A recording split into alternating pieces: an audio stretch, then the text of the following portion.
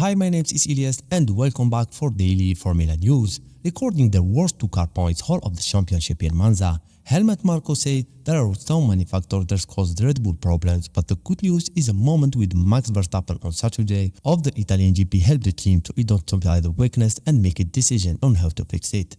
From my perspective, even if Red Bull identify the problem, can their upgrades get a result on the grid in the next few weeks? Red Bull remain baffled by the balance problem that left it struggling in qualifying for the Italian GP, but one thing it know it got wrong was wing level, while the rear wing concept that it has used at Monza look intriguing, with its wavy top flap quite extreme, is not actually the kind of bespoke concept needed for Monza demands. Marko says there are so many factors that had Red Bull the past weekend, the most notable of which is that they lost the balance with the RB20. Marko said Max cannot use his ability to push to the limit because the car does not allow it as it reacts to unpredictably. There are so many factors that cause us problem. At some point with the upgrades we lost the balance, and with the balance also the ability to move the car quickly. The balance may lies in disconnection between the car front and the rear, but this disparity had made it difficult for the team to start their development tools, such as the wind tunnel, because the data does not match what they are experiencing on the track, which has been exacerbated by recent upgrades. Red Bull focus now is on understanding and addressing this issue as quickly as possible.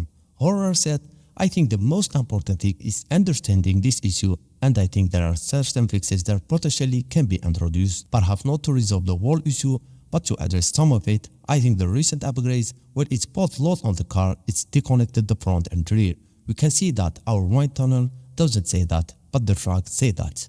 These figures are ultimately easily to explain by Red Bull because, unlike its rival, it elected nor bring Big Pop Monza wing to advance sample of speed. Everyone else has had a made for Monza rear wing, which is specifically designed and constructed with the circuit's characteristics in mind. This means damping as much drag as possible in order to improve straight line speed. Red Bull did not do that as it stuck with the trimmed down version of what's currently its lowest downforce choice, which is still about what it's needed for Monza.